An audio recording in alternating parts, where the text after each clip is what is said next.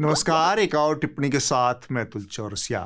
जो कौम अपने हुक्मरानों से सही सवाल नहीं पूछ सकती वो हमेशा नाइंसाफियां झेलने के लिए अभिशप्त रहेगी। जम्मू कश्मीर के पहलगाम में एक बार फिर से आतंकवादी हमला हुआ। इस हमले में 25 हिंदुस्तानियों और एक नेपाली नागरिक की मौत हो गई। 17 लोग घायल हैं। इस आतंकवादी हमले का सबसे डरावना पक्ष यह है कि आतंकवादियों ने खुलेआम धर्म का इस्तेमाल किया। उन्होंने लोगों से उनका धर्म पूछा, उनसे कलमा पढ़वाया और जो लोग नहीं कर पाए उन्हें गोली मार दी गई।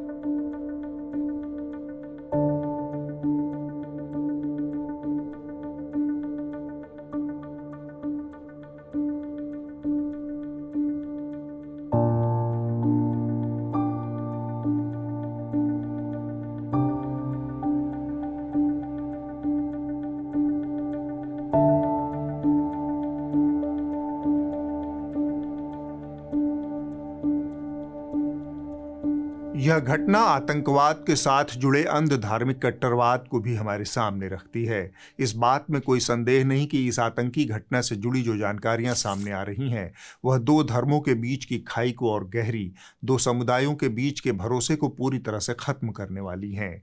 लेकिन यह याद रखने का समय भी है कि इस घटना को अंजाम देने वाला एक तीसरा पक्ष है पाकिस्तान। इस पक्ष को समझे बिना, इसका सही उपाय किए बिना कश्मीर या फिर पूरे देश में शांति की कल्पना नहीं की जा सकती। उसे इस अमानवीय हत्याकांड का सबक कैसे सिखाना है, यह एक लंबी रणनीति है जिस पर सरकारों को काम करना है। लेकिन इस घटना ने एक सकारात्मक पक्ष भी दिखाया है।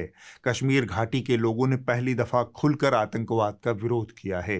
वो सड़कों पर इसके खिलाफ उतरे। कश्मीर में बहुत दिनों बाद हिंदू मुस्लिम भाई भाई के नारे सुनाई दिए।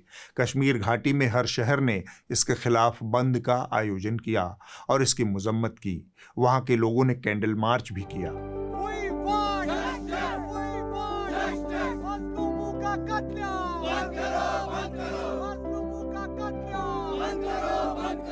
और बदले में देश के बाकी हिस्सों में हमें क्या देखने को मिल रहा है?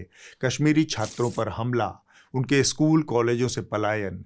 यह मौका कश्मीरियों के साथ मिलकर आतंकवाद को हराने का मौका है।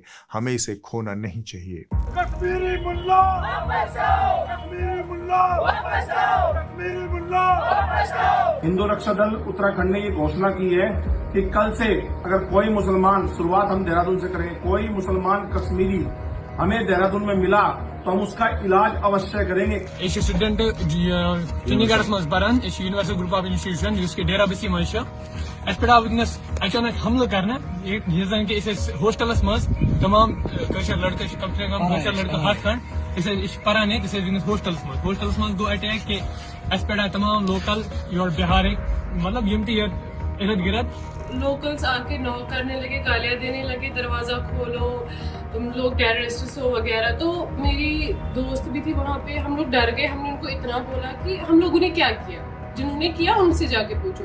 ये बात हमने की, उन्होंने मेरी फ्रेंड के बाल पकड़े, उसका हाथ मरोड़ा और गालियां देने लग गए। पहलगाम की मनोरम दृश्यों से भरी लिद्दर नदी घाटी में इस पागलपन भरी हिंसा और खून खराबे ने लगातार बेहतरी और शांति की ओर बढ़ रहे कश्मीर को तहस नहस कर दिया है। 22 अप्रैल की क्रूर आतंकी हिंसा में जिन लोगों की जान गई, जिन परिवारों का ताना बाना छिन्न हो गया, उनसे पूरे देश की संवेदना है। पूरा देश इस शोक में उनके साथ है। सभी मृतकों को हमारी श्रद्धांजलि है।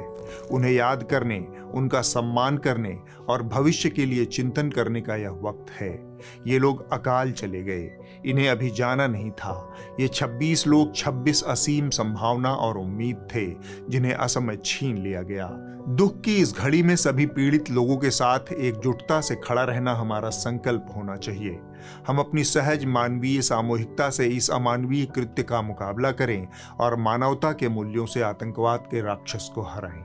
इस घटना ने जो घाव दिए हैं उसकी भरपाई संभव नहीं है, खासकर उन पीड़ित परिजनों के लिए, उन महिलाओं और बच्चों के लिए जिनकी आंखों के सामने उनके पति पिता को गोली मार दी गई। यह घटना हमारे लिए सही आदमी से सही सवाल पूछने का जरिया बननी चाहिए, लेकिन ऐसा नहीं हो रहा। जिन लोगों के ऊपर सही सवाल पूछने की जिम्मेदारी है वो बड़ी चालाकी और धूर्तता के साथ सवालों को भटकाने में लगे हैं। सही सवाल क्या है, पहले आप उसे एक पीड़ित की जुबानी जान लीजिए।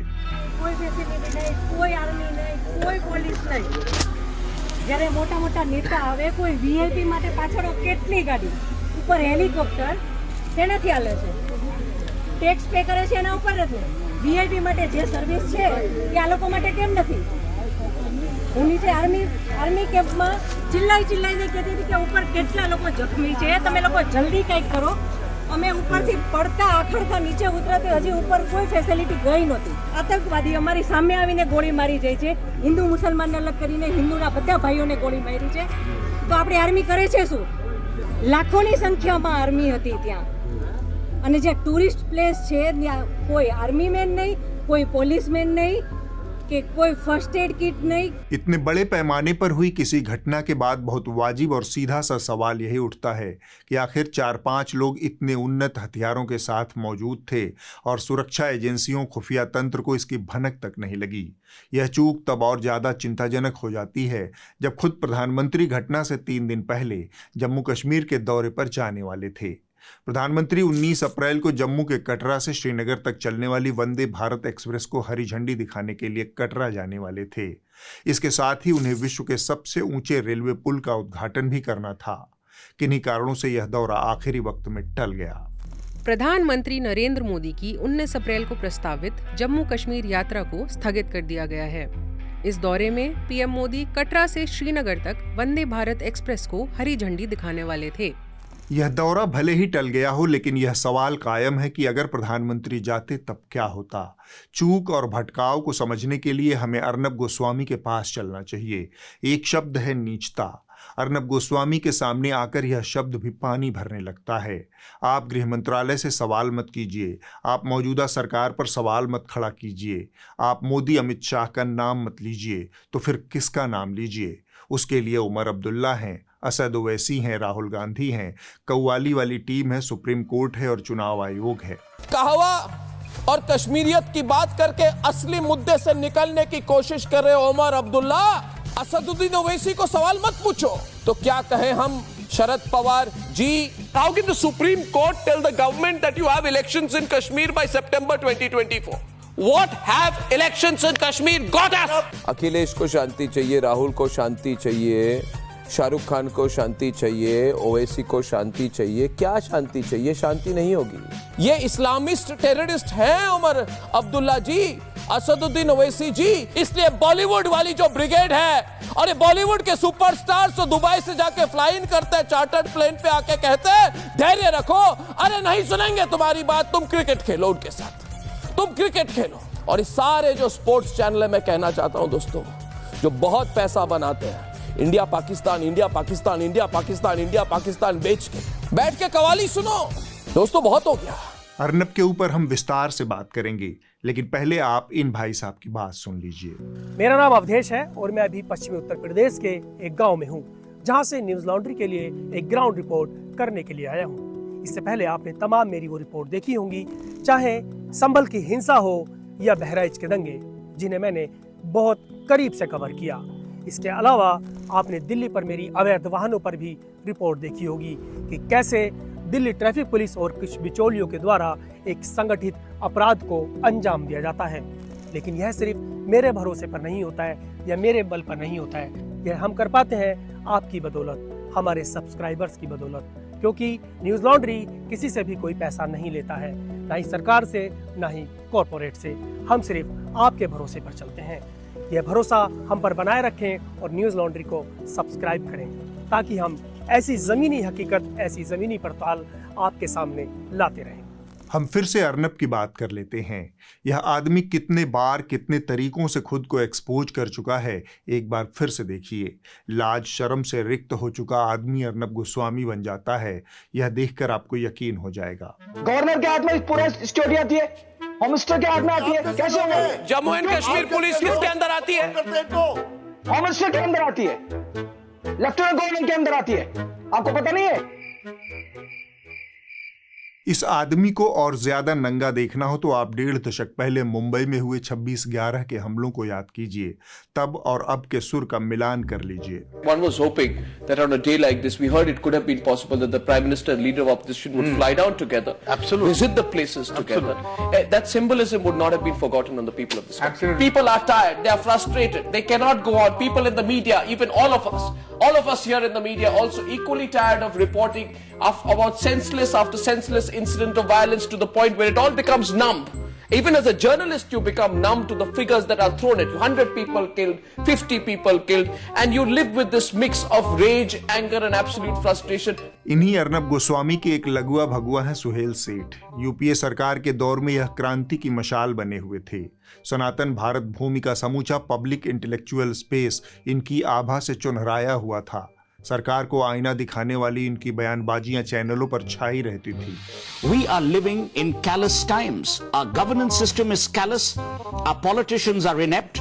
You have probably the worst home minister you've ever had in our entire history, who is not only incompetent, he's inept, he's inarticulate, and he is reasonably unintelligent. And these are the men we trust a billion lives with. इसके बाद मोदी जी की सरकार बन गई। देश में public intellectual का बाजार मंदा पड़ गया और इनका पब्लिक इंटेलेक्चुअल वाला पोता हुआ नीला रंग उतर गया। अब ये मोदी चालीसा पढ़ते हैं।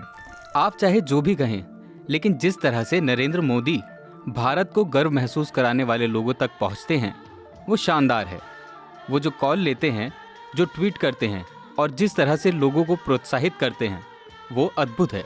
आश्चर्य है कि अन्य राजनेता ऐसा क्यों नहीं कर सकते।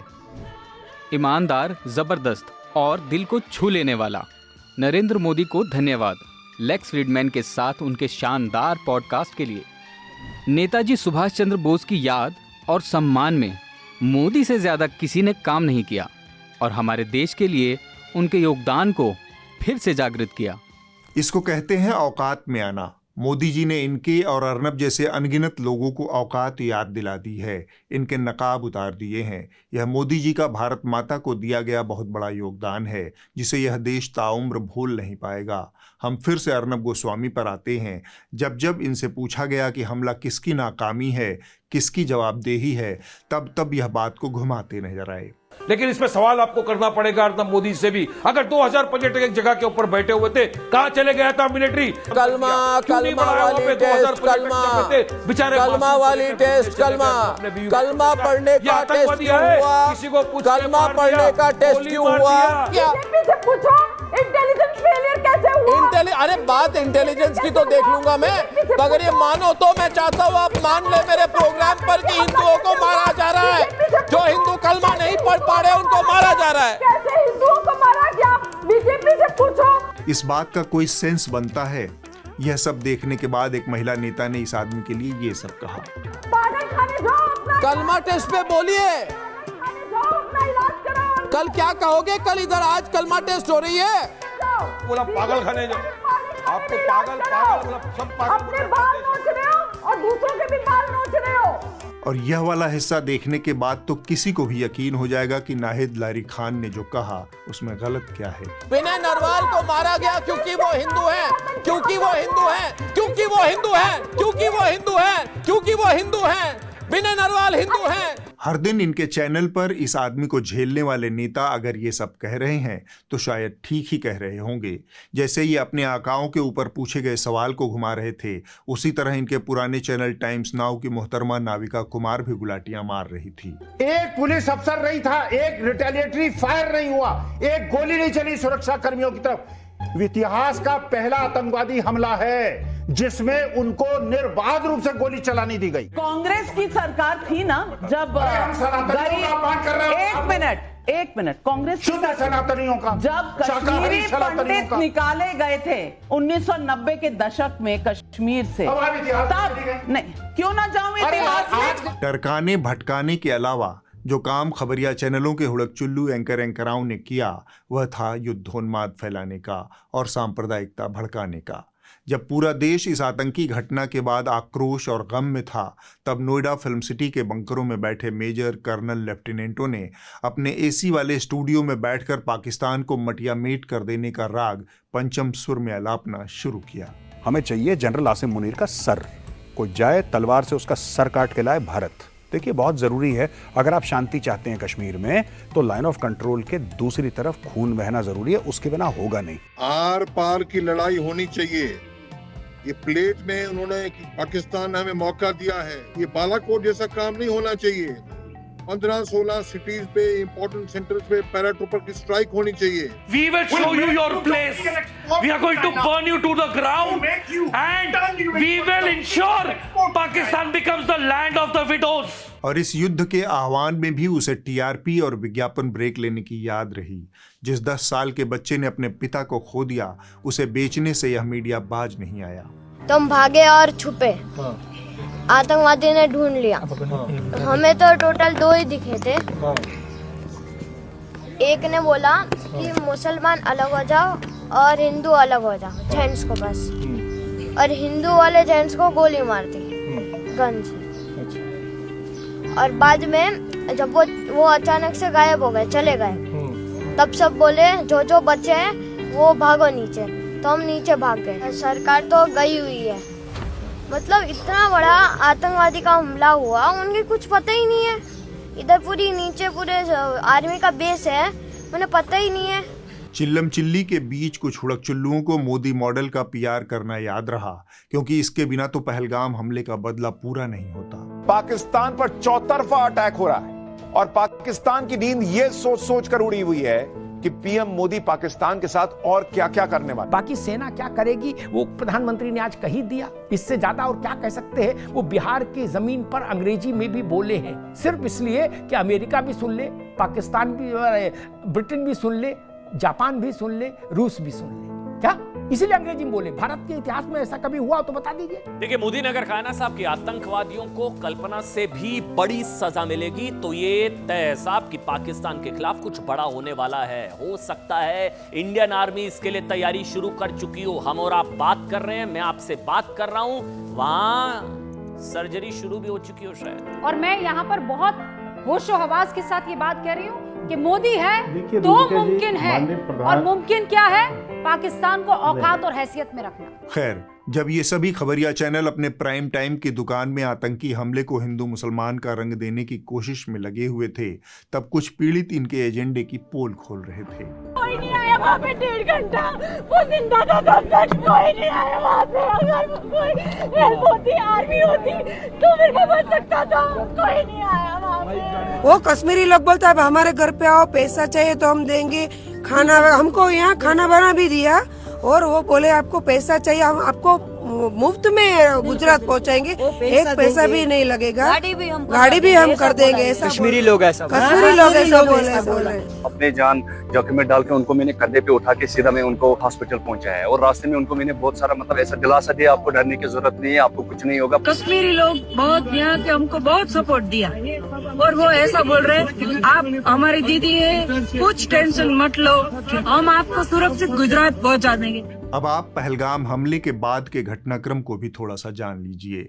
इस आतंकी हमले के बाद भारत सरकार ने कई तरह के कड़े ऐलान किए हैं। इस घटना में पाकिस्तान समर्थित आतंकवाद का हाथ साफ है, और यह बात भी साफ है कि पाकिस्तान अभी भी आतंकवाद को अपनी स्टेट पॉलिसी का हिस्सा बनाए हुए है। पाकिस्तान के रक्षा मंत्री ने यह बात खुलेआम स्वीकार की है। Well, we have been doing this dirty work for United States for about 3 decades, and West. Including Britain. Pakistan Bharat से अपमानित हो चुका एक देश है। आप 1971 में 1 लाख सैनिकों के आत्मसमर्पण 2 हिस्सों में बंट चुके पाकिस्तान को याद कर लें। आप ओसामा बिन लादेन को पाकिस्तान में मारे जाने की घटना को याद कर लें। आप तालिबानियों या फिर कश्मीरी आतंकी संगठनों को लगातार दी गई मदद को याद कर लें। पाकिस्तान एक असफल राष्ट्र है, और इसकी असफलता इसकी बुनियाद में है। यह नफरत की बुनियाद पर बना एक कृत्रिम राष्ट्र है, यह ऑर्गेनिक नहीं है। निरंतर अपमानित होना और अंततः असफल हो जाना इसकी नियति है। इस हमले के बाद भारत सरकार ने पाकिस्तान को घुटनों पर लाने के लिए 5 बड़े ऐलान किए हैं। 1960 में लागू हुए सिंधु जल संधि को तत्काल अनिश्चित काल के लिए स्थगित कर दिया गया है। अटारी स्थित भारत पाकिस्तान की सीमा से किसी तरह का आवागमन या सैनिक मेल मिलाप बंद कर दिया गया है। पाकिस्तानियों को सार्क वीजा छूट योजना के तहत भारत की यात्रा करने की अनुमति नहीं मिलेगी। साथ ही भारत में मौजूद सभी पाकिस्तानी नागरिकों को 48 घंटे में देश छोड़ने का आदेश दिया गया है। नई दिल्ली स्थित पाकिस्तानी उच्चायोग के रक्षा, सैन्य, नौसेना और वायुसेना के सलाहकारों को अवंचित व्यक्ति घोषित कर 1 हफ्ते में भारत छोड़ने का आदेश दिया गया है और 1 मई तक दिल्ली स्थित पाकिस्तानी उच्चायोग में कर्मचारियों की संख्या 55 से घटाकर 30 करने का निर्देश दिया गया है। इसके अलावा सरकार ने बड़े पैमाने पर कश्मीर में आतंकवाद के कथित समर्थक लोगों के घरों को गिराने का काम भी शुरू किया है। इस कार्रवाई से स्थानीय लोगों में गुस्सा भी है। कश्मीर के राजनीतिक दलों ने इस तरह की कार्रवाई में एहतियात बरतने की सलाह दी है। पहलगाम में हुए चरमपंथी हमले के बाद जम्मू कश्मीर के कई हिस्सों में पुलिस और सुरक्षा बल कुछ चुनिंदा घरों को ध्वस्त कर रहे हैं। अब तक कश्मीर में 9 आतंकवादियों के घरों को या तो बम से उड़ा दिया गया है या फिर बुलडोजर से ध्वस्त कर दिया गया है। लगातार हो रही कार्रवाइयों के बीच ताजा घटनाक्रम यह है कि भारत में बड़ी संख्या में पाकिस्तानी मीडिया के यूट्यूब चैनल्स को गृह मंत्रालय की सलाह पर बैन कर दिया गया है। इसमें डॉन और ARY जैसे बड़े यूट्यूब चैनल्स शामिल हैं। पाकिस्तान को कूटनीतिक तरीके से अलग थलग करना सबसे सही विकल्प है। इससे भी ज्यादा जरूरी है कि इस घटना को हमेशा याद रखें। नेताओं के उन्मादी भाषण को आप ज्यादा तवज्जो न दें। सत्ता में होने और बाहर होने का अंतर अगर आपको समझना है तो मोदी जी का एक पुराना भाषण सुन लीजिए। तब वे गुजरात के मुख्यमंत्री थे और तब के प्रधानमंत्री मनमोहन सिंह से सवाल कर रहे थे। ये जो आतंकवादी है, ये नक्सलवादी है, उनके पास शस्त्र और बारूद कहां से आता है? वो तो विदेश की धरती से आता है और सीमाएं संपूर्ण रूप से आपके कब्जे में है। सीमा सुरक्षा बल आपके कब्जे में है। जो आपके कब्जे में है उसको तो समझो कि आप प्रधानमंत्री, आप इतनी निगरानी नहीं रख सकते कि ये जो धन विदेश से आकर के आतंकवादियों के पास जाता है आपके हाथ में है, राज्य उसमें कहीं बीच में नहीं आते, आप उसको क्यों नहीं रोकते हैं, क्यों नहीं पकड़ पाते हो? आप उसके लिए क्या करना चाहते हो कि विदेशों से घुसपैठ भी आते हैं, घुसपैठ से आतंकवादियों के रूप में आते हैं, आतंकवादी घटनाएं करते हैं, भाग जाते हैं। प्रधानमंत्री जी आप मुझे बताइए, सीमाएं आपके हाथ में है, कोस्टल सिक्योरिटी आपके हाथ में है, BSF सेना सब आपके हाथ में है, नेवी आपके हाथ में है। ये विदेश से घुसपैठ से कैसे घुस जाते हैं? आतंकवादी विदेशों से यहाँ कैसे घुस जाते हैं? आप जवाब दीजिए। ये वही मोदी जी हैं जिनके प्रधानमंत्री बनने के बाद से गुरदासपुर हमला, पठानकोट हमला, उड़ी हमला, अमरनाथ यात्रियों पर हमला, पुलवामा हमला, रियासी में यात्रियों पर हमला और अब पहलगाम में हमला हो चुका है। इतने सारे हमलों की न तो मोदी सरकार के किसी मंत्री ने जिम्मेदारी ली, न किसी की जवाबदेही तय हुई, न किसी को बर्खास्त किया गया। हाँ, इतना ज़रूर हुआ कि हर मौके पर अपने पाले हुए खबरिया चैनलों के जरिए युद्ध का उन्माद भड़काया गया, एक समुदाय के खिलाफ सामूहिक हिंसा का वातावरण तैयार किया गया, सांप्रदायिक भावनाओं को हवा दी गई। इन तमाम आतंकी घटनाओं की याद मैंने इसलिए दिलाई ताकि सनद रहे कि आतंकवाद इस दौर की सच्चाई है और पाकिस्तान उसकी धुरी है। सत्ता से बाहर रहकर जिस तरह की जुगालियां नेता करते हैं, उन्हें सत्ता में आने के बाद जन्नत की हकीकत का अंदाज़ा हो जाता है। यकीन न हो तो मोदी जी से पूछ लीजिए, शायद उन्हें भी इस हकीकत का अंदाज़ा हो चुका है। इसलिए अब तक अपनी नाकामियों को स्वीकार नहीं करने वाली मोदी सरकार ने पहली दफ़ा ये माना कि उससे सुरक्षा में चूक हुई है। 2.5 घंटे 2 घंटे दूर जिस मीडो से जहां ये घटना हुई उसके बारे में बताया और सब पार्टी को बताया कि सब कुछ अच्छा चलते हुए भी ये घटना एक चूक हुई है। लगे हाथ जान लेते हैं कि पहलगाम में किस तरह की सुरक्षा चूक हुई। खुफिया ब्यूरो के डायरेक्टर तपन डेका के मुताबिक पहलगाम का टूरिस्ट स्पॉट, जो आमतौर पर अमरनाथ यात्रा के समय जून के महीने में खुलता था, वह इस साल प्राइवेट कंपनियों ने 2 महीने पहले से ही खोल दिया था, जिसकी सूचना जिम्मेदार अधिकारियों को नहीं थी। दूसरी तरफ जम्मू कश्मीर प्रशासन का दावा इसके एकदम विपरीत है। उनके मुताबिक बेसरन मेडोज पूरे साल खुला रहता है, सिर्फ बर्फबारी के कुछ दिनों को छोड़कर। इस घटना ने सुरक्षा बलों और सेना के आपसी कम्युनिकेशन की कलई भी खोल दी है। आतंकवादी आधे घंटे से ज्यादा वक्त तक लोगों का नाम पूछकर, धर्म पूछकर उनकी जान लेते रहे और फिर बिना किसी तरह की रोक टोक के भागने में सफल रहे। इतने देर बाद भी घटनास्थल पर ना तो कोई सेना पहुंची, ना ही कोई पुलिस। मतलब इतना बड़ा आतंकवादी का हमला हुआ, उन्हें कुछ पता ही नहीं है। इधर पूरी नीचे पूरे आर्मी का बेस है, उन्हें पता ही नहीं है। कोई नहीं आया वहाँ पे 1.5 घंटा, वो जिंदा था तब तक कोई नहीं आया वहाँ पे। अगर कोई हेल्प होती, आर्मी होती तो मेरे को बच सकता था, कोई नहीं आया वहाँ पे। आपको याद रखना होगा, आपको सही सवाल पूछना होगा, वरना आप बारंबार इसी तरह से सरकार के चापलूस मीडिया के भुलावे और भटकावे में फंसकर मारे जाएंगे और सड़कों पर नारा लगाते रहेंगे। अब वक्त है इस हफ्ते की रिपोर्ट का। जो कही जा रही थी बातें, इस हफ्ते की रिपोर्ट DW हिंदी से है। दिल्ली से सटे नोएडा में गांवों के खेत वाली जमीनों पर देखते ही देखते बहुमंजिला इमारतें बन गई। नोएडा के ऐसे ही एक गांव के किसान ने शहर के लोगों को जमीन के छोटे टुकड़े पट्टे पर देने की शुरुआत की है, ताकि शहर के लोग केमिकल मुक्त और पोषण से भरपूर फसलें खुद उगा सकें और सेहतमंद जीवन पा सकें। ग्रुप फार्मिंग का मतलब है कि 8 से 10 फैमिलीज को एक साथ जोड़ना और एक माली उनके लिए हायर करना, आधे से 1 एकड़ का जमीन का हिस्सा लेना और उसमें उसी ग्रुप के लिए, उन्हीं फैमिलीज के लिए, 8 से 9 फैमिलीज के लिए ही सब्जियां उगाना। कमर्शियली कहीं बाहर नहीं बेचने की जरूरत पड़ती। वीकली हार्वेस्ट करके हर एक फैमिली अपने लिए सब्जियां ले जाती है। उम्मीद है ऐसे कदमों से खेती की जमीन को बचाया जा सकता है और बढ़ती हुई शहरी आबादी भी अपना भोजन उगाकर उसके फायदे उठा सकती है। अगले हफ्ते होगी एक और टिप्पणी। नमस्कार।